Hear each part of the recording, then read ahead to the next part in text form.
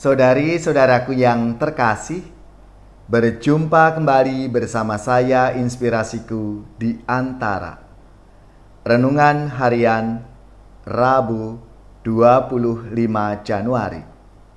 Hari ini kita bersama seluruh gereja Katolik Pesta Pertobatan Santo Paulus Rasul.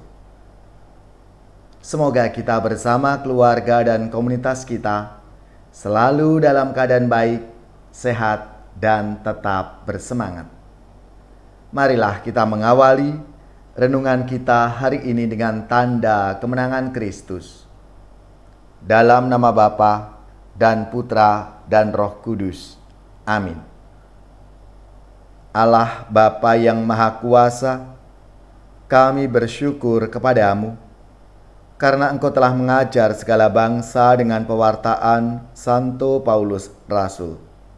Semoga kami yang hari ini merayakan pertobatannya makin mendekati Engkau seturut teladannya dan menjadi saksi kebenaran-Mu bagi dunia.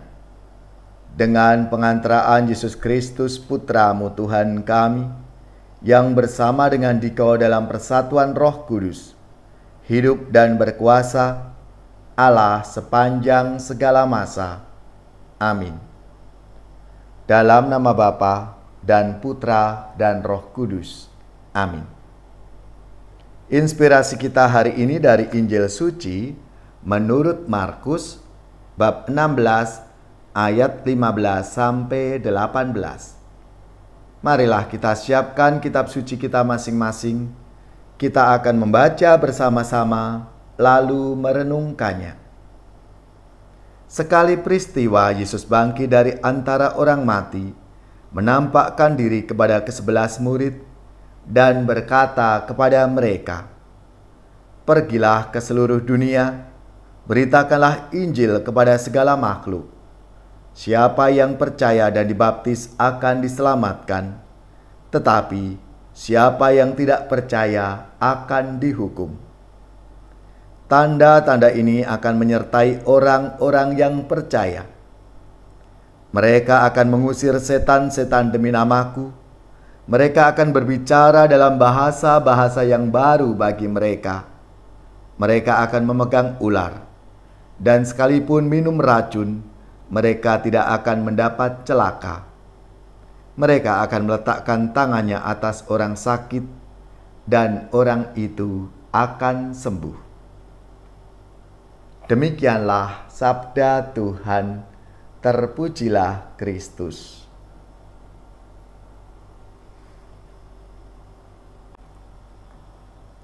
Saudari-saudaraku yang terkasih, selamat dan profisiat untuk saudara-saudara, gereja, paroki, dan lembaga-lembaga yang hari ini 25 Januari Pesta Rasul Paulus. Semoga semangat dan teladan hidupnya memberi inspirasi dalam hidup dan karya pelayanan kita semua.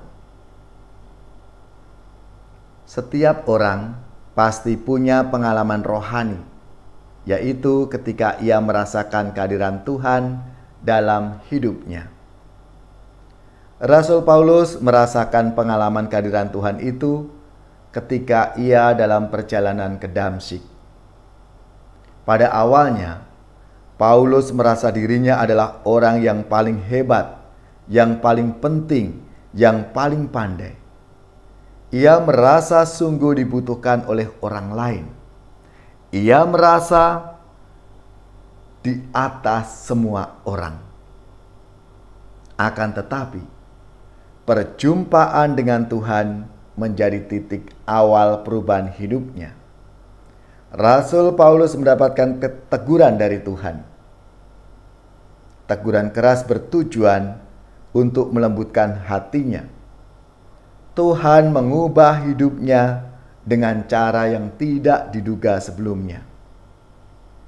Paulus diajak merenungkan tujuan hidup yang sebenarnya, yaitu menjadi pewarta kabar baik kerahiman dan belas kasih Tuhan. Dalam sabda Tuhan hari ini, Yesus mengatakan di hadapan para murid-Nya, "Pergilah ke seluruh dunia, beritakanlah Injil kepada segala makhluk."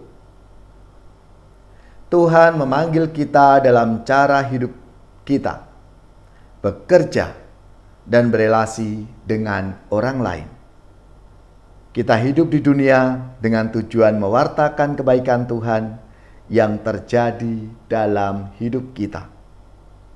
Cara Tuhan bertindak seringkali tidak seperti yang kita bayangkan, yang kita harapkan. Tuhan punya jalan sendiri yang tidak selalu kita pahami. Tuhan menyapa manusia dengan beraneka cara. Ia bisa bertindak dengan keras sekaligus lembut. Saudari-saudaraku yang terkasih, kita diminta untuk peka, melihat pengalaman kehadiran Tuhan sekaligus merefleksikan tujuan hidup kita yang sesungguhnya. Marilah, saudari-saudaraku yang terkasih, kita mohon rahmat Tuhan supaya dalam kehidupan kita sehari-hari kita sungguh menyadari kehadiran Tuhan, penyertaan Tuhan dalam hidup kita. Dan kita dipanggil untuk mewartakan kabar sukacita, kabar baik, dan belas kasih Tuhan itu dalam hidup kita masing-masing. Ya Allah, buatlah hati kami peka akan pengalaman yang sudah Engkau berikan pada diri kami. Mampukanlah kami untuk menerima pengalaman rahmat, dan biarlah hati kami terbuka untuk melihat karya agung-Mu dalam hidup ini.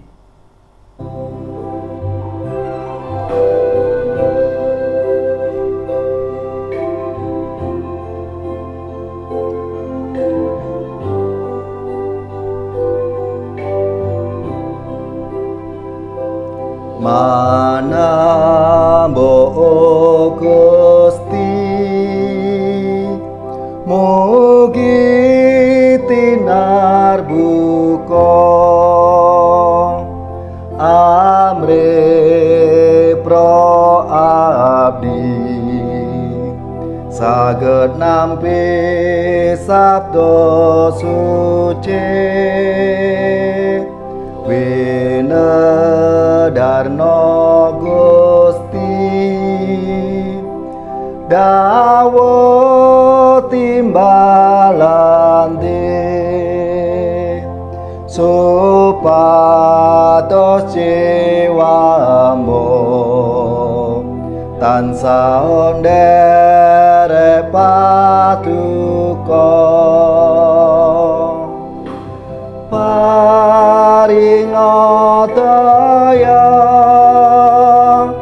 lumantar sang sabda,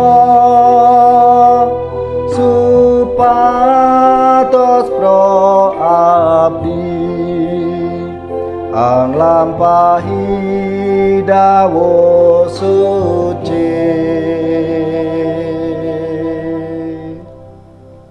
Saudari-saudaraku yang terkasih, marilah kita mengakhiri renungan kita hari ini dengan mohon berkat Tuhan, dan kita akan menerima tugas perutusan. Marilah kita siapkan hati kita untuk menerima berkat-Nya.